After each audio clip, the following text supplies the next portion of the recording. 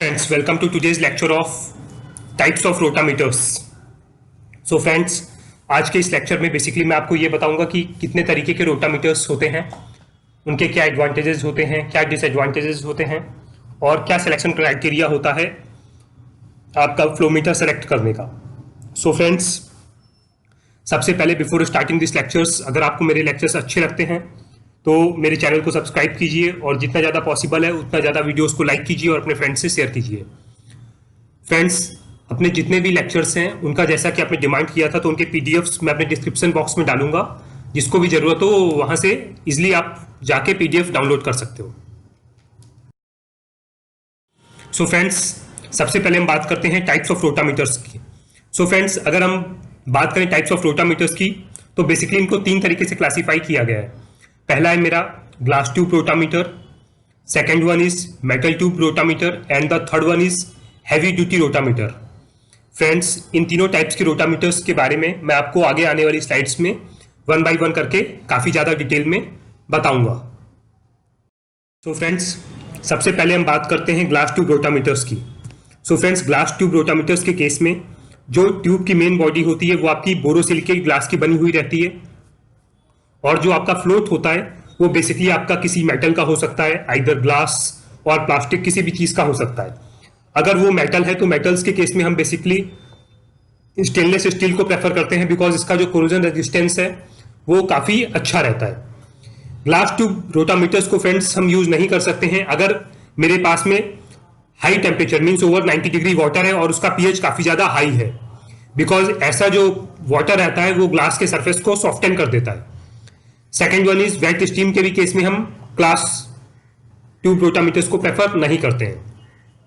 अगर फ्रेंड्स मेरे पास में कोई ऐसा मिक्सचर है जिसमें कॉस्टिक का कॉन्सेंट्रेशन है या फिर हाइड्रोफ्लोरिक एसिड है, इनके भी साथ में हम ग्लास ट्यूब रोटामीटर्स को बिल्कुल भी प्रेफर नहीं करते हैं बिकॉज हाइड्रोफ्लोरिक एसिड या फिर कॉस्टिक ये बेसिकली ग्लास को डिजोल्व कर देते हैं.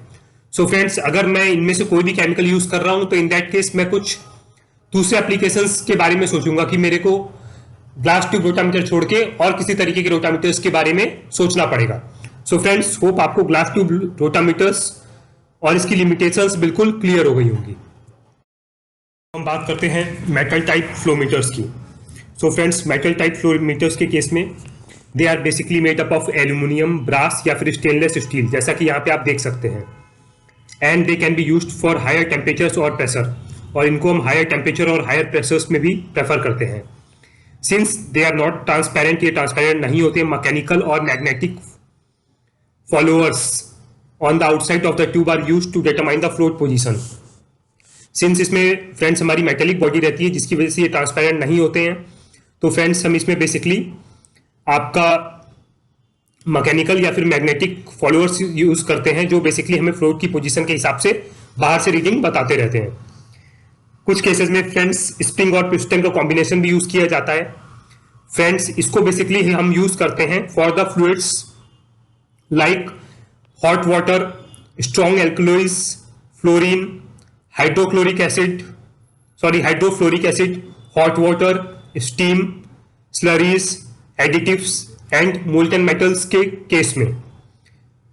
Friends, they can operate at a pressure up to 750 psi. 750 psi तक की रेंज में हम बेसिकली मेटल टाइप फ्लोमीटर्स को इजिली यूज कर सकते हैं. Temperatures up to 540 degree Fahrenheit, 540 degree Fahrenheit तक के टेम्परेचर में ये इजिली सुटेबल हैं और ये फ्लो रेट्स आपका मेजर कर सकते हैं up to 4000 gallons per minute of water या फिर 1300 feet cube per minute of air. So friends, याद रखिएगा मेटल टाइप फ्लोमीटर्स को बेसिकली हम यूज करते हैं for strong alkalis, fluorine, hydrochloric acid, hot water, slurries, molten metals etcetera. और इसमें प्रेशर मेरा 750 psi, टेम्परेचर 540 डिग्री सेंटीग्रेड और flow rates 4000 gallons per minute of water तक हम इजिली मेजरमेंट्स ले सकते हैं using this metal tube flowmeters. Friends, अब हम बात करते हैं heavy duty industrial pressure transducers की. सो फ्रेंड्स, ये जो फ्लोमीटर्स होते हैं इनके केस में जो ट्रांसड्यूसर्स हैं इनके जो फाइनल एनक्लोजर रहता है, जो इनकी बॉडी रहती है, इसके ऊपर एक अलग तरीके की कोटिंग की जाती है जिस कोटिंग की वजह से फ्रेंड्स इसकी जो स्ट्रेंथ है वो काफी ज्यादा इंक्रीज कर जाती है. सो फ्रेंड्स, जिस स्ट्रेंथ के इंक्रीज होने की वजह से they are design to accommodate heavy industrial environments में भी इसको हम इजिली यूज कर सकते हैं।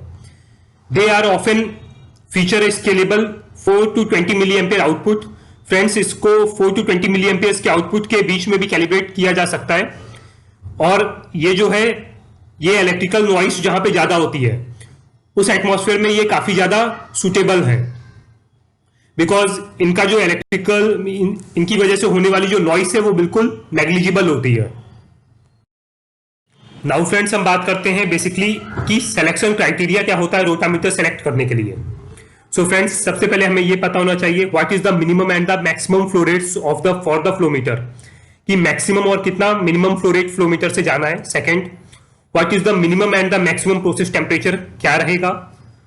Third one, what is the size of the pipe, pipe का क्या साइज है जिसमें हमें इसे लगाना है।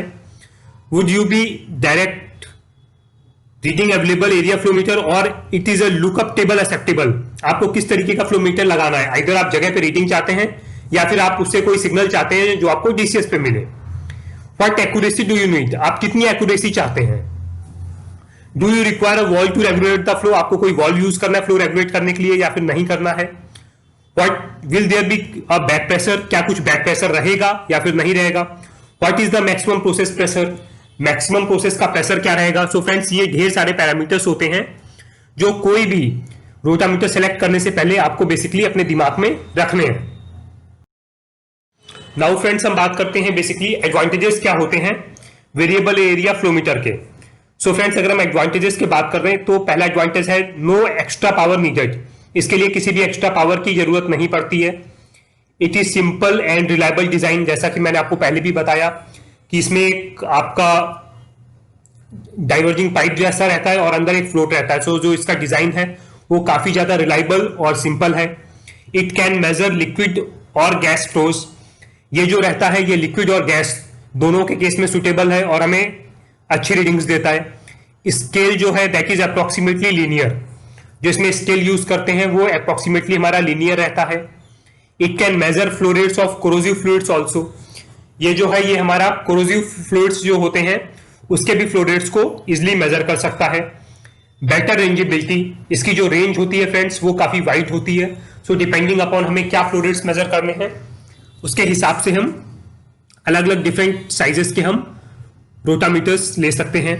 Low cost and low pressure drop, third last one but not the least friends, इसके केस में हमें कॉस्ट काफी कम लगता है बिकॉज इसके सेटअप को आपने जैसा कि पहले देखा होगा, एक आपका डाइवर्जिंग पाइप है, अंदर एक फ्लोट है और बाहर की तरफ एक स्केल लगा हुआ रहता है। सो फ्रेंड्स, अगर आपको ये इंस्टॉल करना है तो आपको जस्ट हल्का सा मॉडिफिकेशन करवाना पड़ेगा अपनी पाइपलाइंस में और आप इसे इंस्टॉल कर सकते हैं। इसका कॉस्ट काफी कम होता है, ये काफी सस्ता होता है और इसकी वजह से होने वाला जो लाइन में प्रेशर ड्रॉप होता है वो काफी ज्यादा कम होता है। सो फ्रेंड्स, होप आपको एडवांटेजेस अब क्लियर हो गए होंगे रोटामीटर के। फ्रेंड्स, अब बात करते हैं बेसिकली डिसएडवांटेजेस क्या होते हैं एक रोटामीटर के। सो फ्रेंड्स, पहला डिसएडवांटेज ये रहता है कि रोटामीटर की जो रीडिंग है वो बेसिकली रिलाई करती है on the ability of the fluid और gas to displace the float. इसमें फ्रेंड्स आपके चेंजेस आते रहते हैं depending on the temperature. So friends, आपका बेसिकली टेम्परेचर के साथ में आपकी डेंसिटी वेरी होती रहती है। सो फ्रेंड्स, इसमें कई बार ऐसे चांसेस रहते हैं कि आपका जो एक्यूरेट रीडिंग मिलेगी वो एक particular temperature with a particular type of fluid मिलती है, बट अगर टेम्परेचर ज्यादा वेरी हो रहा है तो इन दैट केस आपको रॉन्ग रीडिंग मिलती है। Second one friends, operation of a rotameter depends on the force of the gravity. So rotameter को हमेशा वर्टिकली ही लगाना पड़ता है, ये आपकी एक जरूरी कंडीशन बन जाती है। थर्ड वन इज फ्रेंड्स, जो डायरेक्शन ऑफ फ्लो इंडिकेशन होगा ये कई बार आपका जो फ्लो इंडिकेशन रहता है वो काफी पुअर रहता है बिकॉज कई फ्लूइड्स ऐसे रहते हैं जिनके केस में ग्लास जो बाहर लगा हुआ रहता है उसके केस में विजिबिलिटी काफी खराब होती है।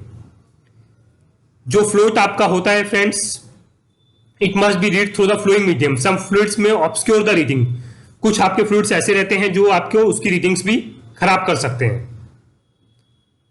जो रोटामीटर्स होते हैं friends, they are not easily adopted for reading by machine, although magnetic floats that drive a follower outside the tubes are available.